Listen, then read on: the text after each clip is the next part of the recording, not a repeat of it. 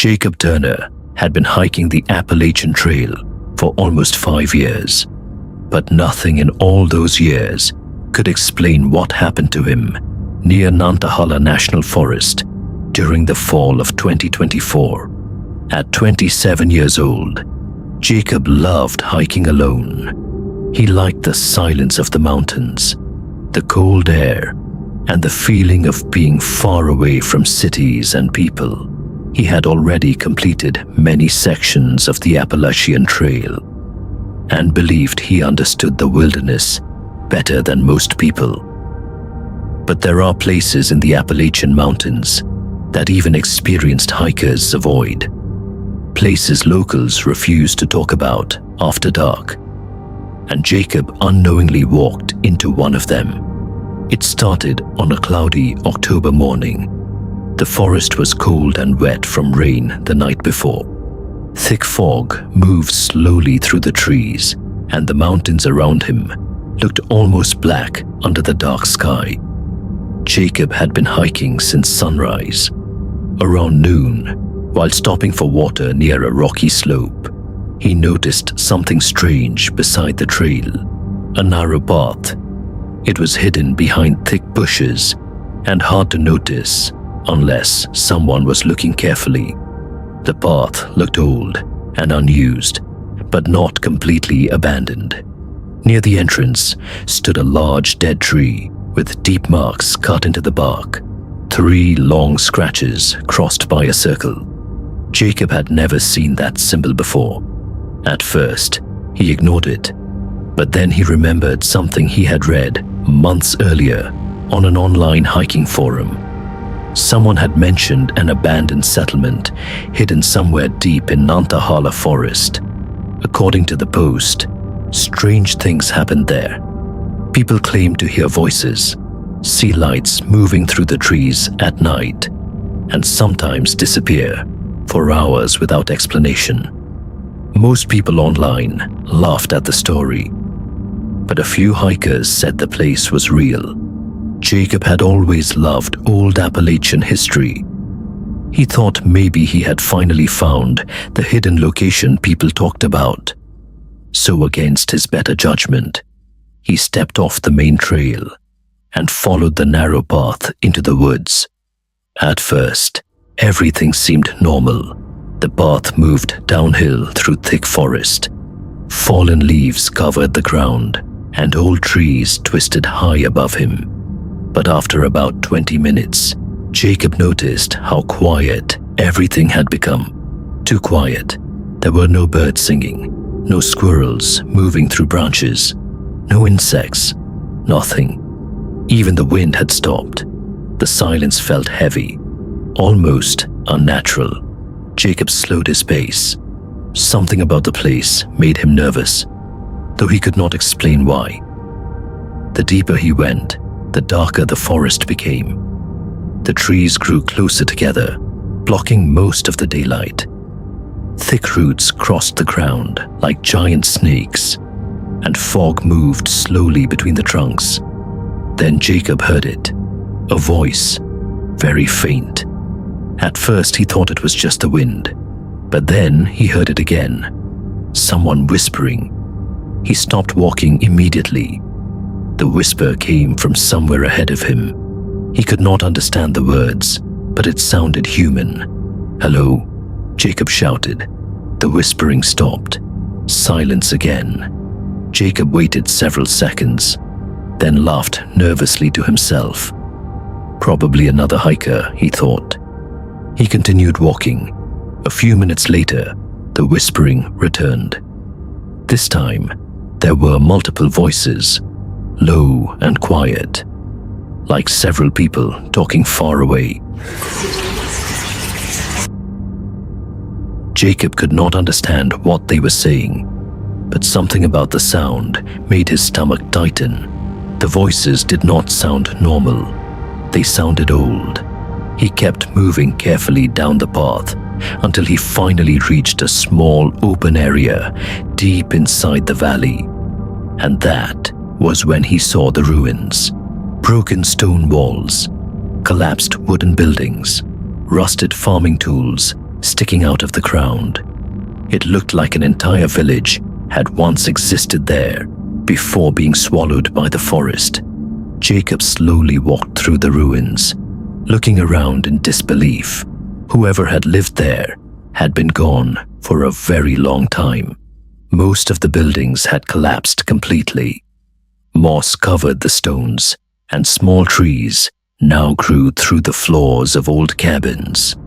But something about the place felt wrong. The damage did not look natural. Several buildings looked burned. Black marks stained the remaining stone chimneys. And in the center of the settlement stood something that made Jacob freeze. A row of small mounds in the ground. Graves. At least 15 of them. None had names. None had crosses. Just rough piles of dirt and stone. Jacob suddenly heard the whispering again, but this time it was much closer. Right behind him. He spun around quickly. Nobody was there. Then a man's voice clearly spoke from somewhere in the trees. "You shouldn't be here." Jacob's heart started pounding. "Who's there?" he shouted. No answer. Then another voice spoke. A woman this time. "They need to leave." A child began crying somewhere deep in the woods. Jacob backed away slowly. The voices continued. "They came at night. They burned us alive. They locked the doors." Jacob felt cold all over. Every hair on his arm stood up. The voices sounded completely real, but the forest around him was empty. Then he noticed something even worse. The temperature had suddenly dropped. His breath became visible in the air, and a strange smell filled the valley. Smoke, wet dirt, and blood. Old blood. Jacob grabbed his backpack and started walking quickly back toward the trail. But after several minutes, he realized something terrifying. The path was gone. No matter where he turned, he only saw trees and fog. The forest no longer looked familiar. Panic started building in his chest. He pulled out his phone. No signal. His GPS would not load. Even worse, his compass spun wildly in circles. That was when the voices became louder. Now they surrounded him from every direction. Dozens of people speaking at once. Some crying, some screaming, some whispering directly into his ears. "You can't leave. Stay with us. Don't let him escape." Jacob started running. Branches hit his face as he pushed through the woods. He slipped down muddy hills, crashed through bushes, and kept moving as fast as possible. Behind him, footsteps followed, slow at first, then faster. Crunch, crunch, crunch, like several people walking through dead leaves behind him. Jacob looked back for only a second, and immediately wished he hadn't. Shapes moved between the trees, human shapes. Tall, dark figures standing silently in the fog. Some looked burned black. Others looked twisted and broken. One of them looked like a little girl holding someone's hand, but the person beside her had no face. Jacob turned forward again and ran harder than he ever had in his life. The forest seemed endless. Every direction looked the same, and the voices kept getting closer. Then suddenly, everything went silent. Completely silent. Jacob stopped running and looked around carefully. The fog around him had grown thick. So thick, he could barely see a few feet ahead. That was when he noticed the lantern. A dim orange light glowing between the trees. Someone was standing there holding it.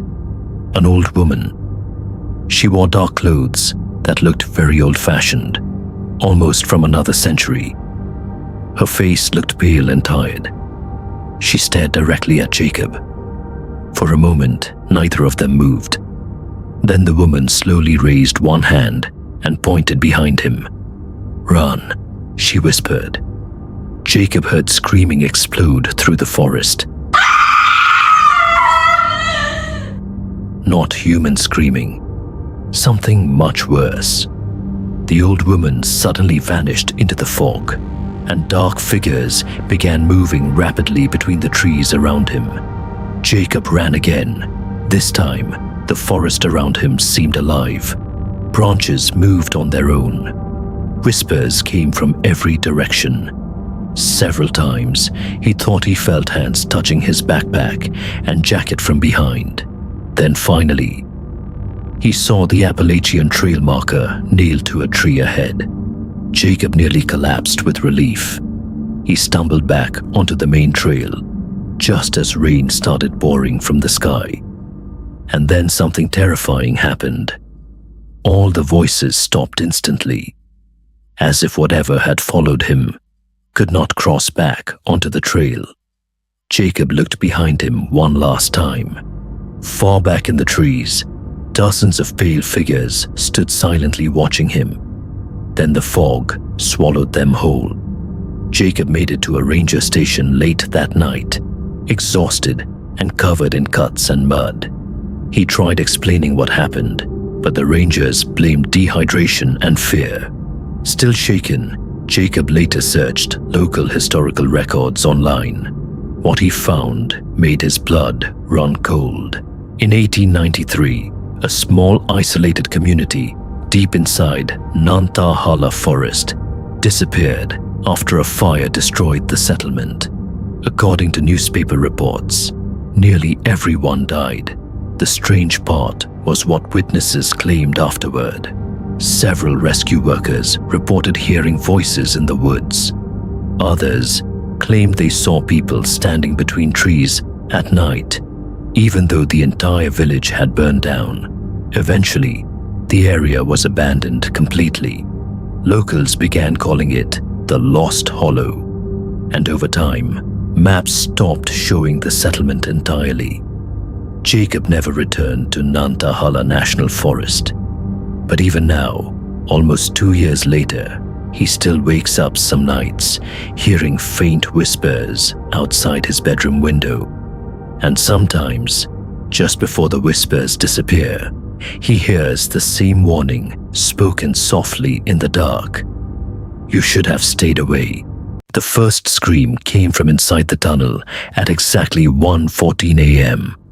Not a grown man, not an animal, a little girl.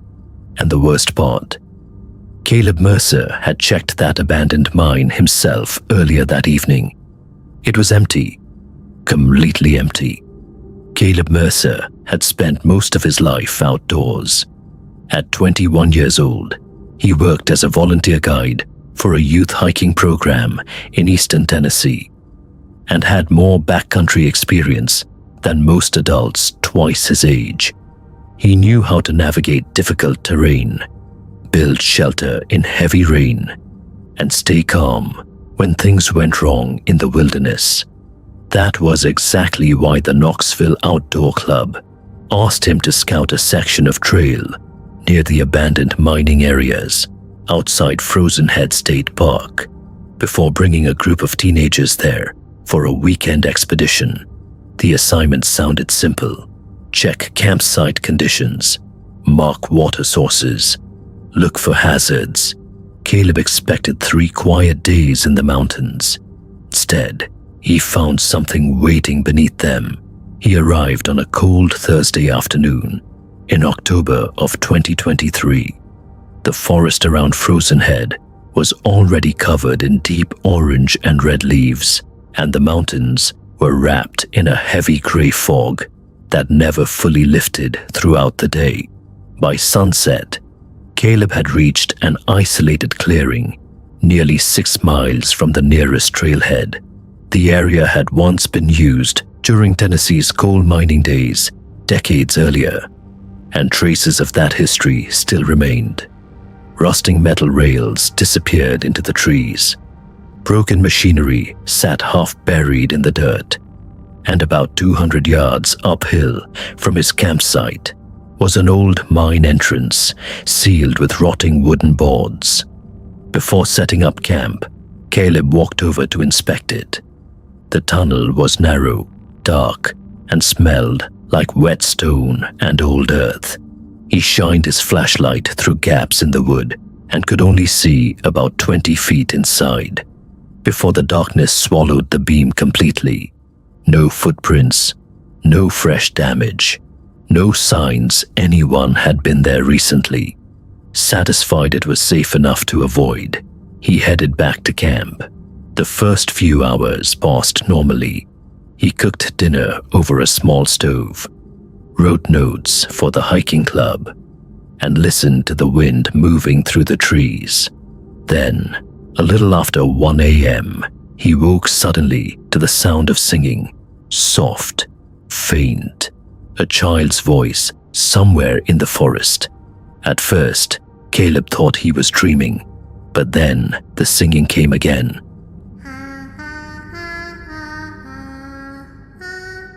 A little girl humming what sounded like an old church hymn. The sound drifted through the trees from uphill, from the direction of the mine.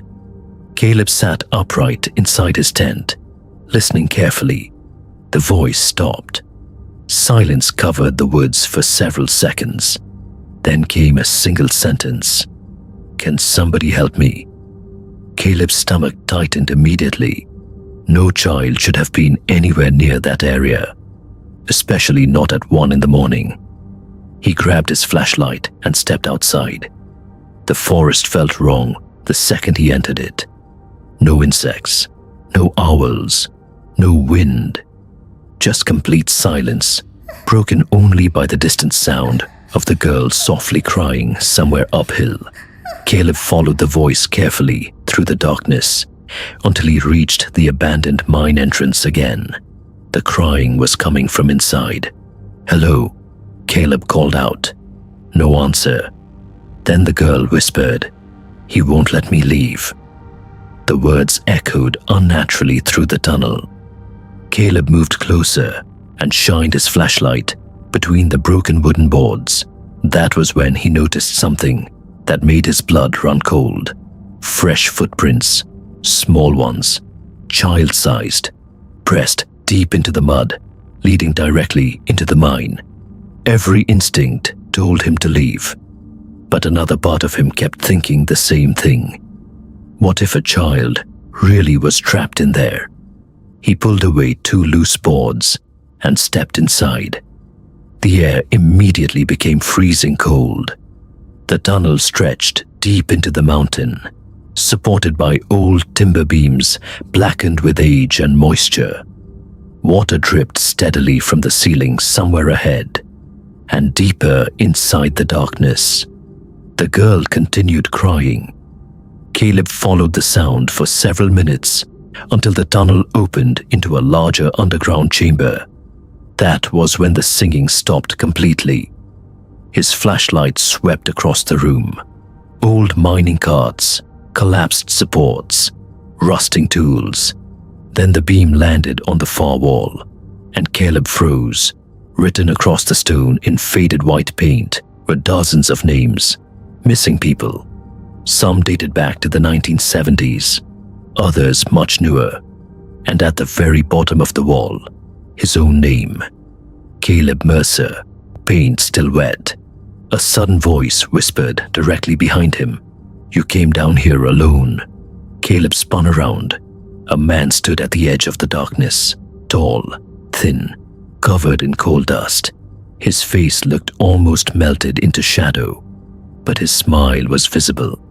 Too wide, too still. The man tilted his head slowly.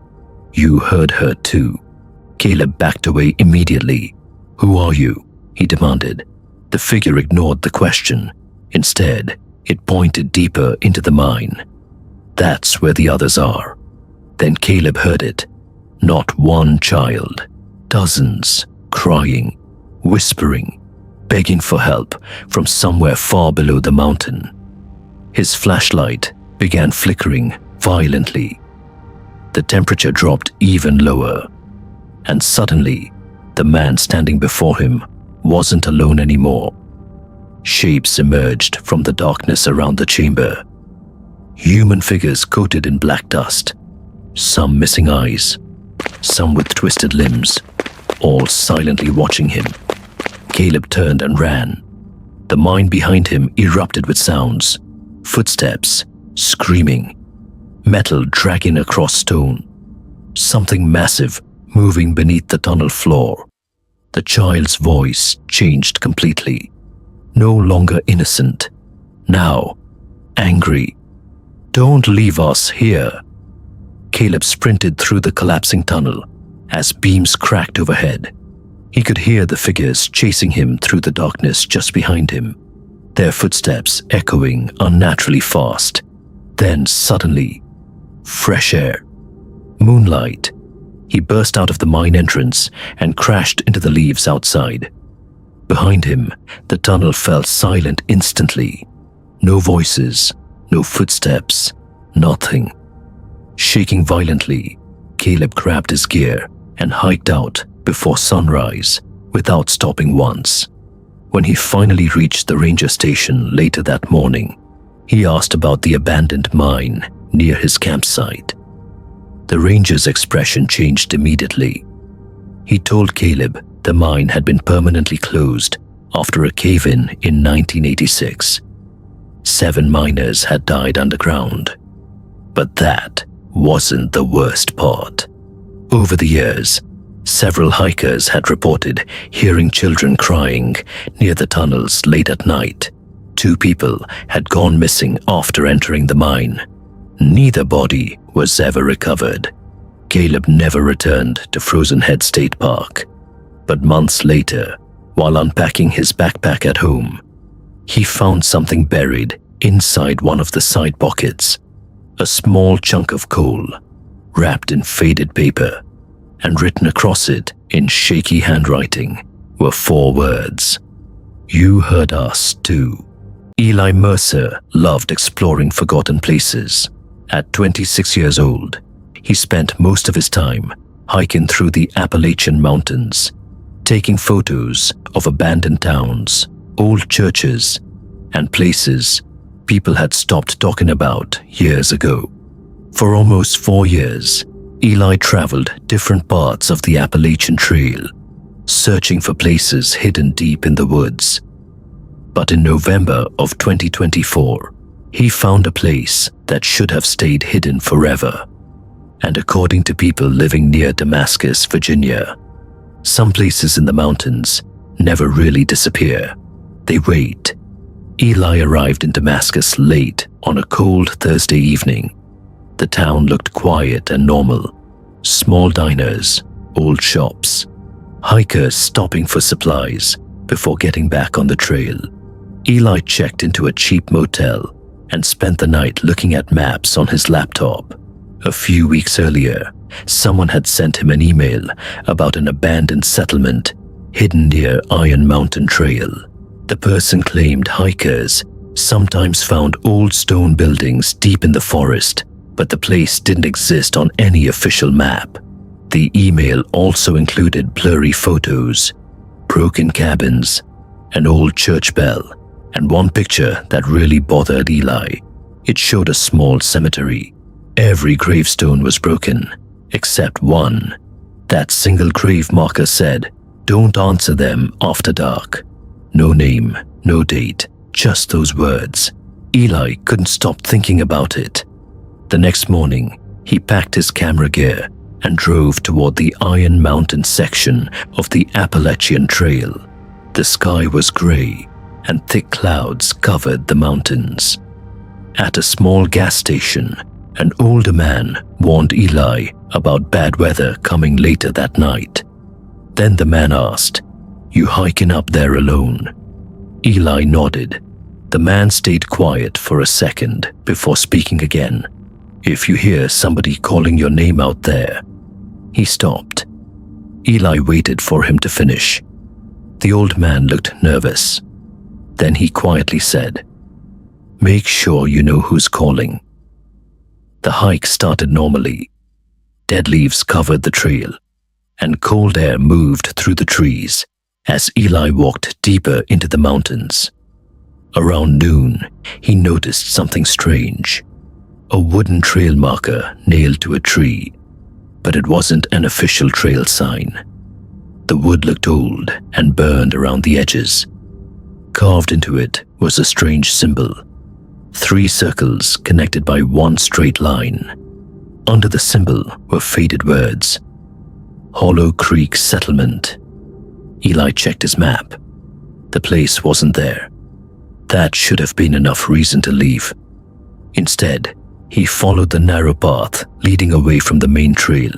At first, the trail looked abandoned, but after 20 minutes, Eli noticed something strange. The path was too clean. Broken branches, fresh footprints, leaves pushed aside recently.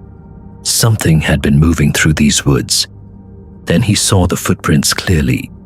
Bare human footprints. In the cold of November, pressed deep into the mud, leading downhill. Eli raised his voice, expecting a response from somewhere deeper in the trees. But the forest felt wrong. The usual sounds of the mountains had vanished completely.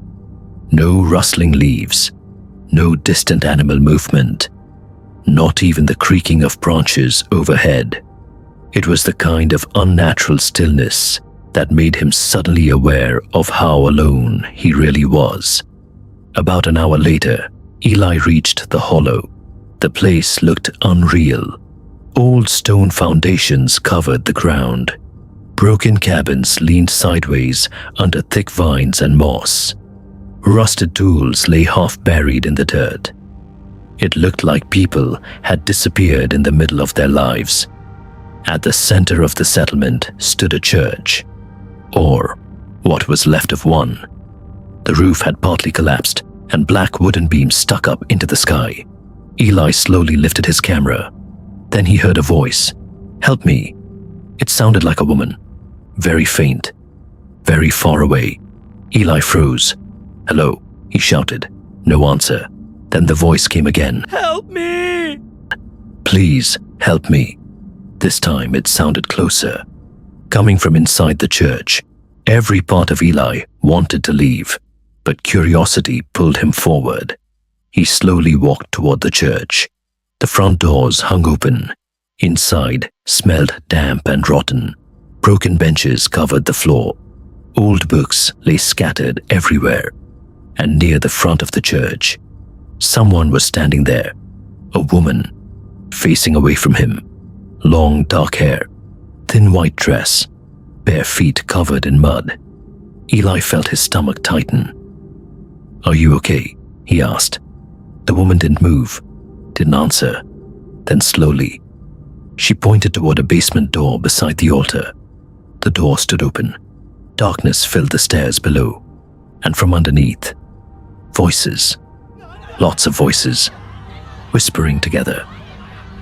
Eli couldn't understand the words, but they sounded scared. Then the woman finally spoke. "They're still down there."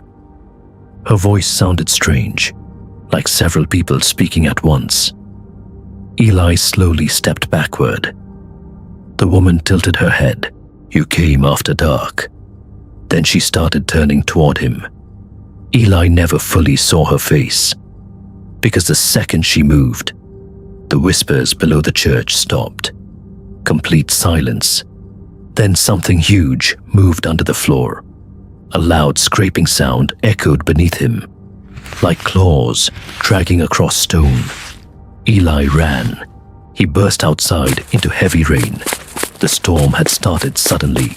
Behind him, the church bell began ringing loudly, again and again, even though there was no bell in the tower anymore.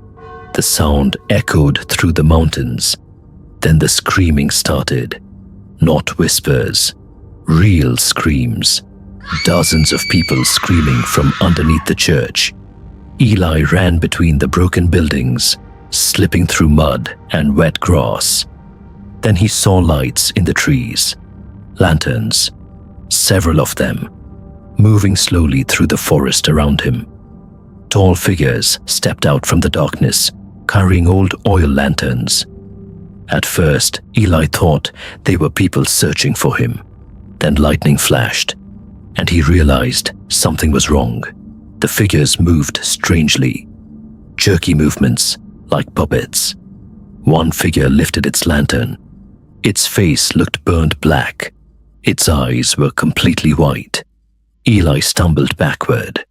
Then the figure spoke, but the voice sounded exactly like Eli. "You shouldn't have answered." Suddenly, all the lanterns went dark. Everything around him disappeared into darkness. Eli ran uphill through the forest. Rain slammed against the trees. Branches scratched his arms and face. Several times he heard footsteps behind him, matching his speed perfectly. But every time he looked back, nothing was there. Then his flashlight died.